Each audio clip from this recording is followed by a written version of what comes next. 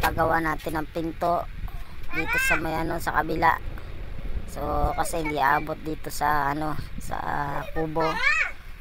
Ito may plug tayo, pinagamitan ko sa blower, tinanggal ko, pinalitan ko kasi na mahaba yun. So yan, tapos dudugtong natin dito sa binili kong wire na 16 ang size. Ito 6 meters to, palagay ko abot naman 16 ang size niya. So 30 pesos ang 1 yard. Tapos ayan, ito 25 pesos lang to. Bisagra naman yung ito bisagra to 49. So ayan, mura na yan guys. So sa mga halaga na yan guys, makakagawa na tayo ng pinto ng kubo natin. Tapos yan nga, ito gagamitin natin kasi gagamit tayo ng electric fan. Dito natin padadaanan sa bintana, palulusutin natin dyan yung extension natin para magamit tayo electric fan. Yan guys, at pinakamalupit na electric fan na solar, pero pwede siya sa 220 volts. Ito pala yung gagamitin natin power supply para sa grinder, pangkat natin ng kawayan or pamputol-putol, panghasa natin ang itak natin para mas matalim. Ito yung ating malupit na solar charger, 60 amperes ito, kaya mabilis mag charge. So magandang klase itong SCC na to. So ulitin ko nga pala, ang setup ko na to ay off grid setup ito ng para mailipat natin to. Yan, speaker yan, dyan na lang nakapwesto yan. Ito guys, gagawa na tayo ng extension natin. Pinaklas ko muna to guys para mailagay natin yung wire, mailagay natin sa loob.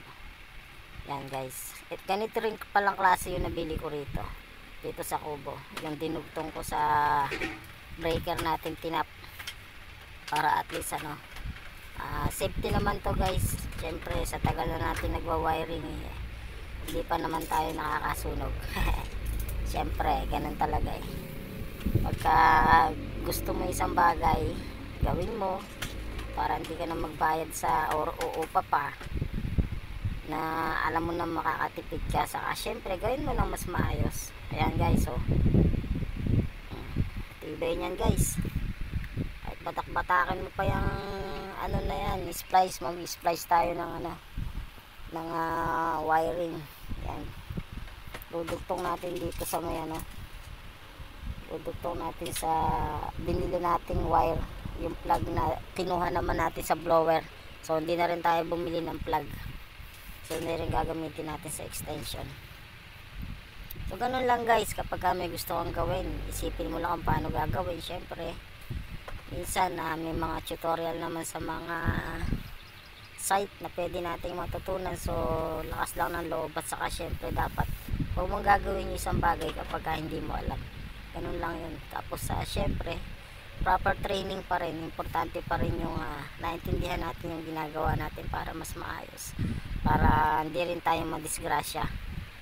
So ako naman kahit pa paano matagal na rin ako nag-wiring sa bahay, sa mga shop. Yan guys, dapat ganito, hindi sila pag mag-spice ka guys, yan hindi dapat sila pantay, para in case na patubigan or mabalatan sila ng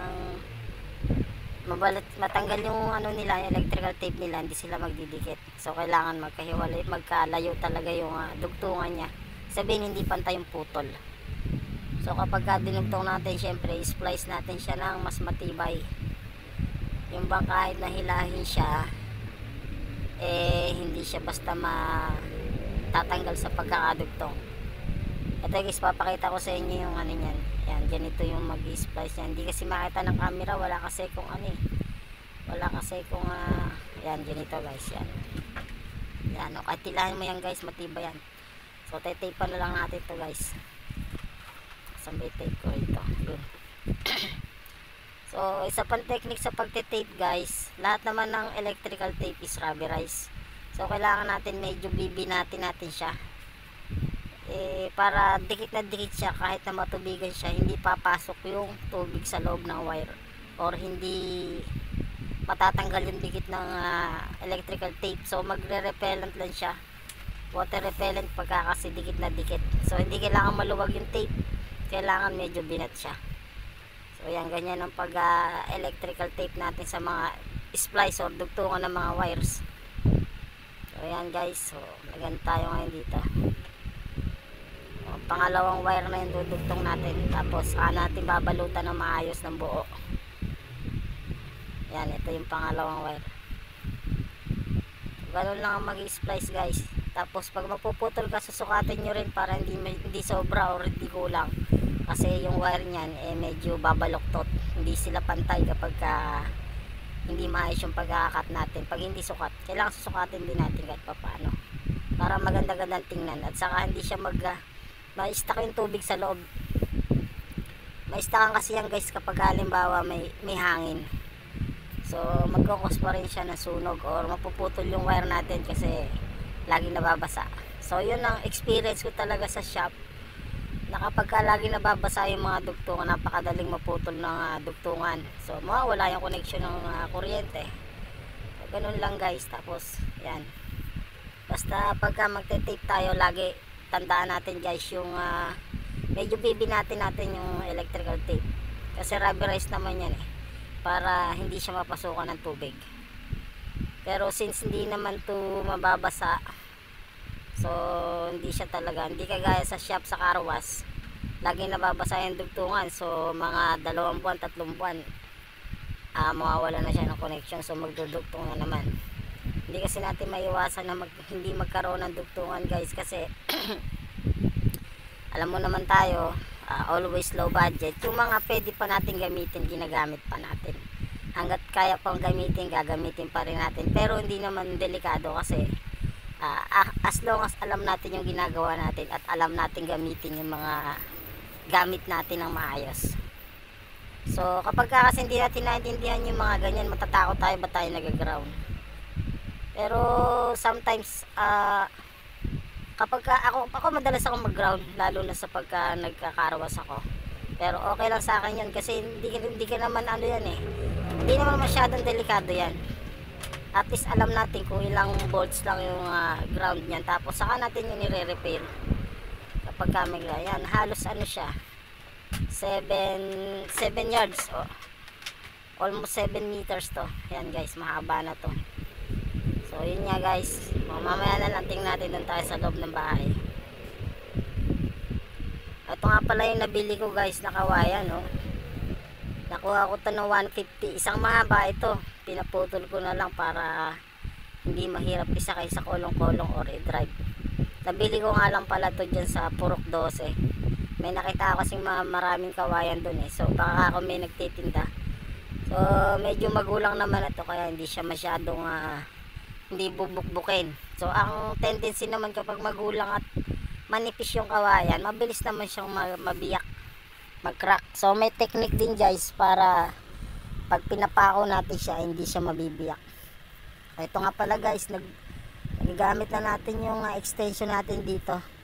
So una mo natin gagawin ay ahasain muna natin yung itak natin.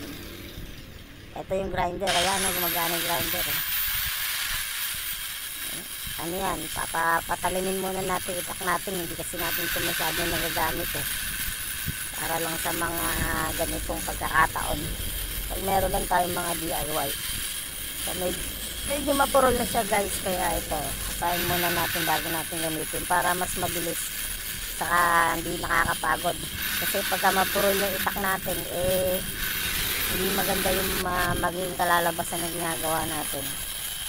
Kahit anong sipag kasi, kapag hindi maayos yung gawa, parehas lang, kailangan maayos pa rin.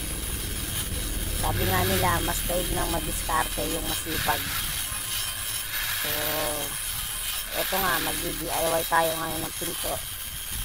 At sana medyo hapon siguro gagawin tayo bago ito matapos, pero kailangan kasi matapos para sa susunod iba naman yung gagawin natin dito sa rest house. Ayan, matalim na siya guys, so mag-ano na tayo dito.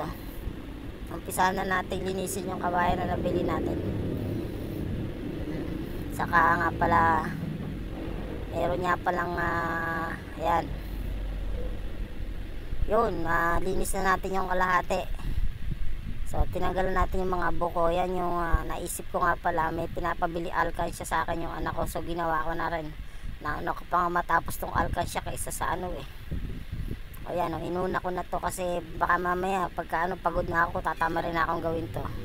So inuna ko na siyang gawin kasi mabilis naman tong gawin. Tutuwa yung anak ko, nagpapabili kasi siya eh, so ginawa ko na lang. Tapos ayan, nilinis ko na, ang bilis no. Ganun lang tayo kabilis eh, one click lang malinis na siya oh. Nakayas ko na yan, ganda na oh. Hindi mo na ito mabibili ng ng 50 pesos lang, lalo na pag nalagyan mo pa ito ng design or crop. So ayan guys, magkayas na rin tayo guys. So, kakayasin na natin yung mga nabiyak-biyak na natin. Hindi ko na pinakita guys sa video kasi nagmamadali tayo sa wala naman akong cameraman eh. So mahirap din mag-edit, tinatamad ako na edit basta kung ano lang yung makayanan natin. So cut lang tayo ng cut ng video, yung mga importante lang ang kinukuha ko. Yung detalyado lang siya na sunod-sunod. So ganun lang eh, hindi pa naman din tayo hustler sa video editing. So ayan kinakayos ko na nga pala yung nakuha ko. Nakaano ko sa isa kalahati na yung naka 8 piraso ko na mahaba din to, siguro mga 12 feet din. So kung sa pinto lang kasyang kasya na to, baka sumobra pa. So ayan, pagkakayos natin guys, medyo hapon na. Malamang gagabihin tayo nito kasi sinukat ko yung pinto kanina, medyo masikip eh, pero kasya na rin siya. Pagka kasi halimbawa hindi natin to hindi natin to nilapat ng maayos, hindi magiging maganda yung kinalaman. Pero magagawa natin ng paraan yan, alam mo naman tayo Mr. DIY. Yan guys, so yan po, mag-ano na tayo. Eto nga pala, ginabi na, natapos na naikabit ko na oh. Yan na yung pinto. So hindi ko naman sinagat para may hangin na pumapasok. Yan guys, ito yung loob nga pala niya. So yan, andyan yung lock. So susunod na video na lang guys, papakita ko naman yung sahig naman na ng mga sira na yung gagawin natin. Thank you guys, see you next my video.